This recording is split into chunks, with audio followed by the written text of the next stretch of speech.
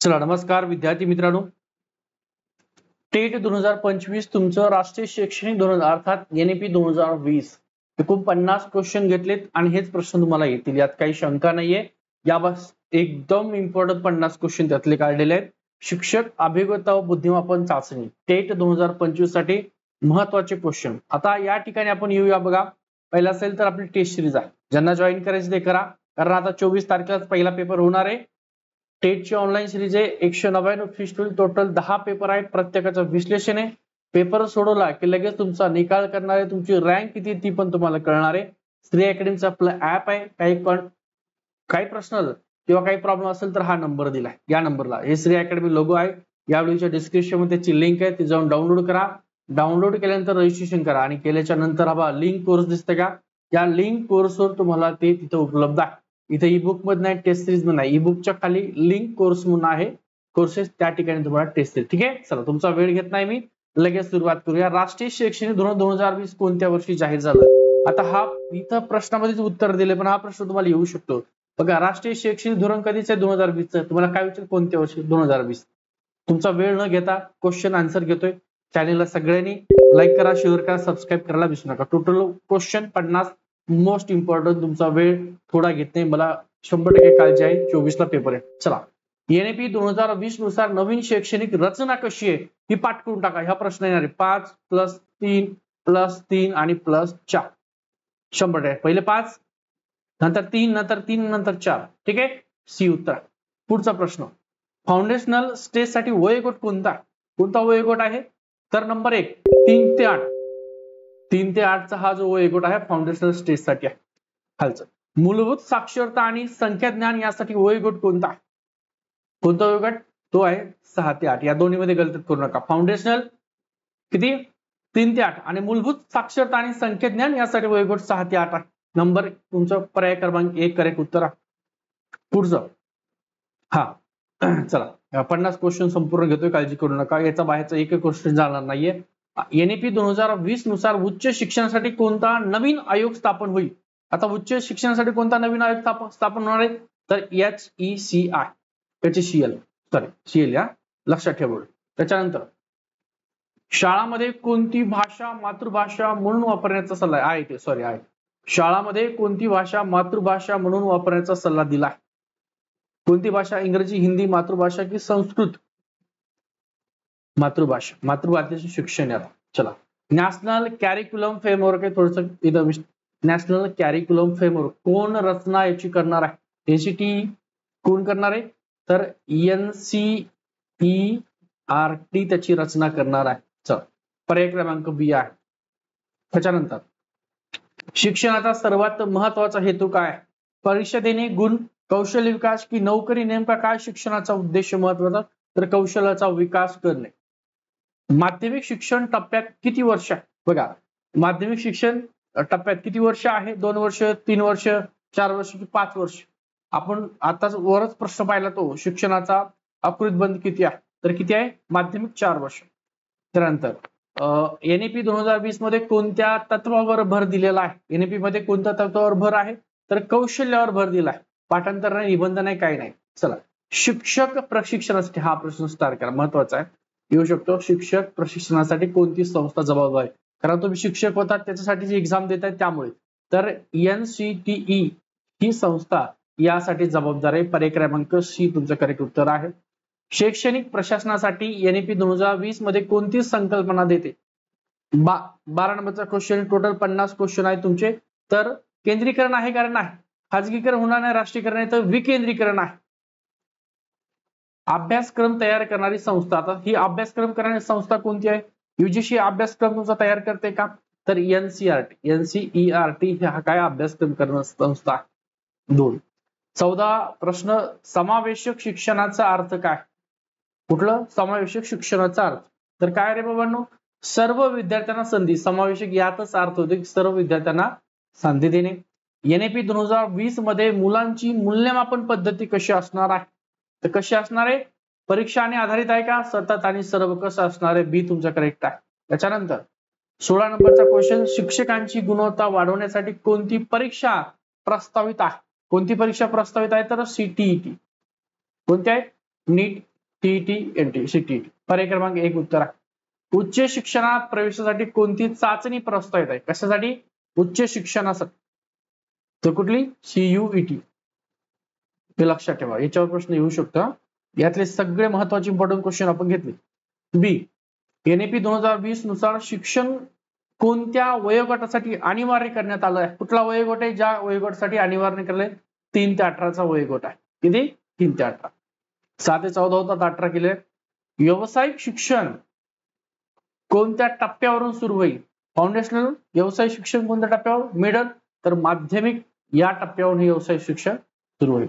त्याच्यानंतर शिक्षकांसाठी 4 वर्षाचा इंटिग्रेटेड बीएड जो कोर्स आहे, आता नवीन याच्यानुसार कोर्स NAP नुसार कोर्स कोणत्या वर्षापासून लागू होण्याची योजना आहे? तर कोणतं वर्ष? 2030. त्याच्यानंतर कोणत्या संस्थेला उच्च शिक्षणाची देखरेख करायची आहे? कोणती संस्था आहे? तर HECI. पर्याय क्रमांक 2 तुमचं उत्तर आहे. त्यानंतर 22 नंबरचा क्वेश्चन, एक विद्यार्थी अनेक प्रवेश किंवा निर्गम ही संकल्पना कोणासाठी आहे? शिक्षकांसाठी आहे का? शालेय शिक्षणासाठी आहे का? शिक्षक प्रशिक्षण आहे का? प्राथमिक तर उच्च शिक्षणासाठी. एक विद्यार्थी अनेक प्रवेश निगम. राष्ट्रीय शैक्षणिक धोरण 2020 ची पहिली आवृत्ती कधी आली होती? कधी आली होती? तर 1968. कधीचे? 1 नंबरचं. शिक्षणात तंत्रज्ञानाचा वापर करण्यासाठी कोणती यंत्रणा आहे? शिक्षणात तंत्रज्ञानाचा वापर करणारी यंत्रणा कोणती आहे? त्याचे पर्याय खाली आहेत. तर कोणती आहे? NETF. NETF 1 नंबरचं. NAP 2020 नुसार शिक्षण व्यवस्थेत मूल्यमापन कसे असेल? शिक्षणाची पातळी, त्याची गुण, प्रगती, तर प्रक्रिया आधारित या ठिकाणी मूल्यमापन असणार आहे. मुलांचं सर्वांगीण मूल्यमापन करण्यासाठी कोणता दृष्टिकोन वापरला जातो? 1 नंबर वार्षिक परीक्षा, सतत आणि सर्वंकष मूल्यांकन, प्रोजेक्ट नाही, फक्त श्रवण नाही. नंबर 2. ठीक आहे. आता NAP धोरण 2020 चा उद्देश नेमका काय? कशाच्या उद्देशानुसार ते बनवलंय? तर लक्षात ठेवा, पुन्हा तोच प्रश्न, सर्वसमावेशक आणि गुणवत्तापूर्ण शिक्षणासाठी NAP धोरण 2020 राबवलं जातं. त्याचा मेन उद्देश आहे. स्कूल कॉम्प्लेक्स संकल्पना कशाशी संदर्भात आहे? विद्यापीठाचे संदर्भ आहे. शिक्षण प्रशिक्षणासाठी शाळा गट की खाजगी संस्था? तर स्कूल लक्षात ठेवा, शाळा गटासाठी ही संकल्पना महत्वाची आहे.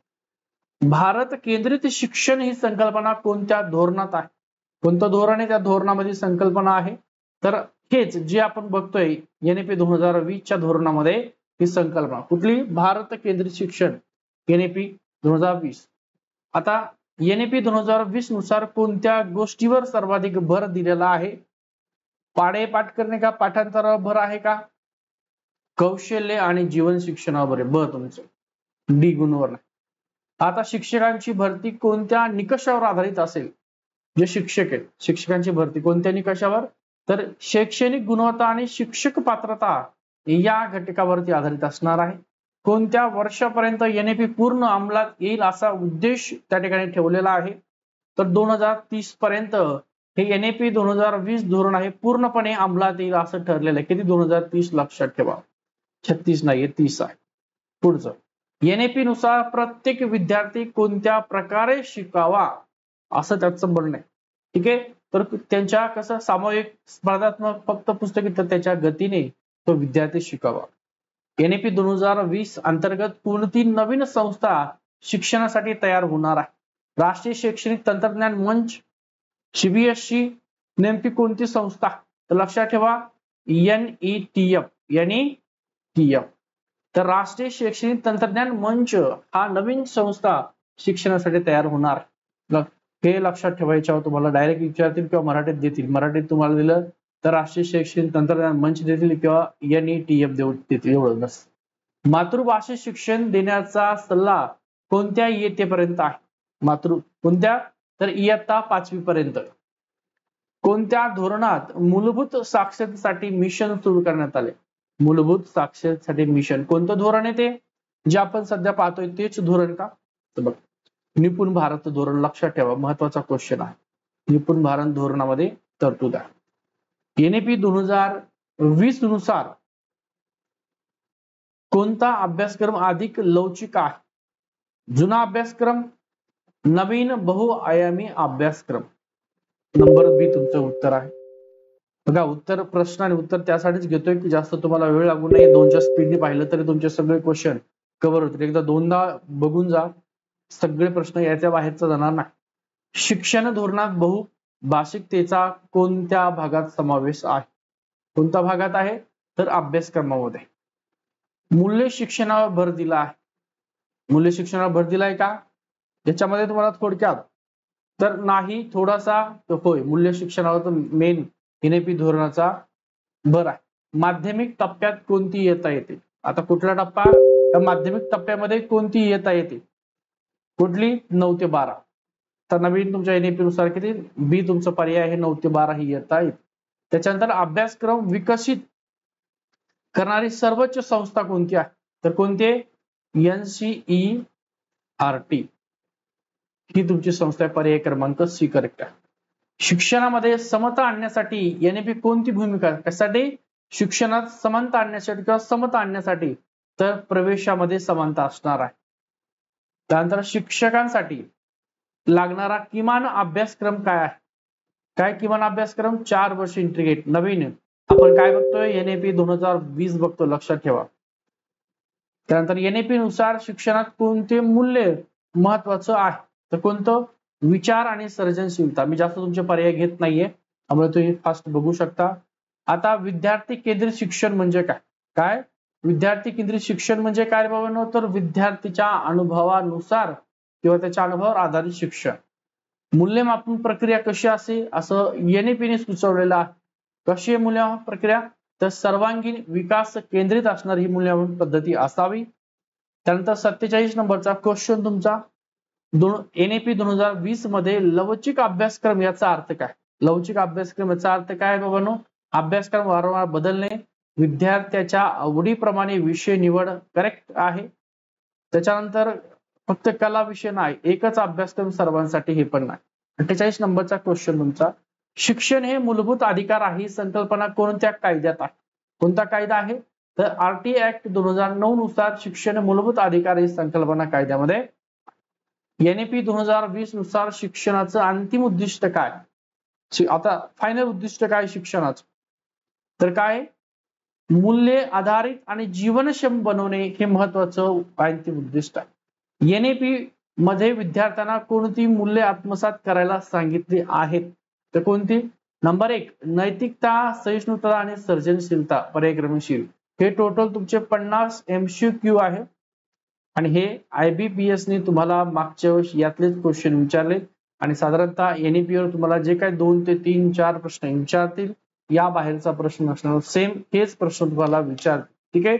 खूप महत्वाचे क्वेश्चन घेतलेत, इम्पॉर्टंट मानसशास्त्राचे सगळे क्वेश्चन आपण इथं कव्हर करणार आहोत. ठीक आहे. यानंतर दुसरे 2 काय आपण व्हिडिओ अपलोड करणार ते पण याच प्रकारे असणार आहे. संपूर्ण अभ्यासक्रम रिलेटेड ते व्हिडिओ असणार आहे. ठीक आहे. हा व्हिडिओ आवडला असेल यात काही शंका नाही, त्यामुळे सर्वांनी व्हिडिओ लाईक करा, शेअर करा आणि सबस्क्राईब करायला अजिबात विसरू नका. त्यासोबत जर तुम्हाला टेस्ट सिरीज घ्यायची असेल तर टेस्ट सिरीज जॉईन करा, नसेल तर हरकत नाहीये. ठीक आहे. एकदा सोडून बघा, सेम क्वेश्चन तुम्हाला या प्रकारचे येतील आणि मराठी व्याकरणला कसे क्वेश्चन विचारले ते पण बघून घ्या ते सुद्धा. आणि काही प्रॉब्लेम असेल तर या नंबरला तुम्ही कॉन्टॅक्ट करा.